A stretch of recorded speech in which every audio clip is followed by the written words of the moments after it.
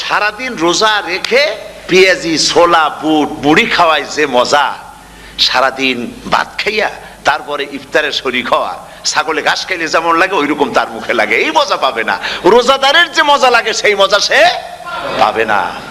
সারা মাস রোজা থাকার পর, আল্লাহর হুকুম মেনে সারা রাত রোজা রাখার পর, তারপরে ঈদের দিনে জামা কাপড় পরিষ্কার করে শেরওয়ানি গায়ে লাগাইয়া পাঞ্জাবি পরে আতর মেখে এরপরে ঈদের জামাতে যখন দাঁড়ায় যায়, সে যে মজা পায়, সারা মাস রোজা রেখে ঈদের জামাতে গিয়ে সে যে মজা পায়, যে রোজা রাখলো না ঈদের দিনে খুব জামা পাজামা সেন্ট এগুলো মেখে টেকে প্রথম কাতারে গিয়ে দাঁড়ায় গেছে, ও সেই মজা পাবে না। ওর মনের মধ্যে একটা চোর চোর ভাব থেকেই যায়।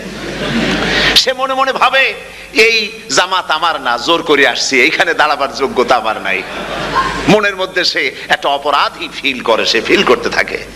সুতরাং রোজাদারের জন্য দুইটা খুশি, একটা হচ্ছে ইফতারের সময়, আর একটা খুশি হবে যখন আল্লাহ তাদেরকে দেখা দেবেন। সুবহানাল্লাহ। এই রোজা আল্লাহ পাক দান করেছেন। আচ্ছা, কি জন্য রোজা আমাদের দিলেন?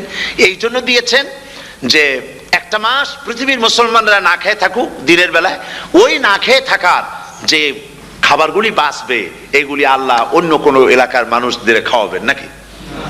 এই জন্য করেছেন রোজা, এই জন্য করেন নাই। রোজার ফজিলত আল্লাহর নবী বলেছেন, রমজান মুবারকের এত ফজিলত, মানুষ যখন কোন ইবাদত করে আল্লাহ পাক সেই ইবাদতের নেক আমলের সওয়াব 10 থেকে শুরু করে 700 পর্যন্ত বাড়ায় দেন। 10 থেকে শুরু করে 700 বাড়ায় দেন, ইল্লা সাওম, রোজা ছাড়া। নবীজি বলেছেন, রমজান মুবারকে কেউ যদি একটি নফল কাজ আদায় করে, একটি নফল ইবাদত করে, অন্য মাসের একটি ফরজ আদায় করার সওয়াব আল্লাহ পাক নামায় আমলে দিয়ে দিবেন।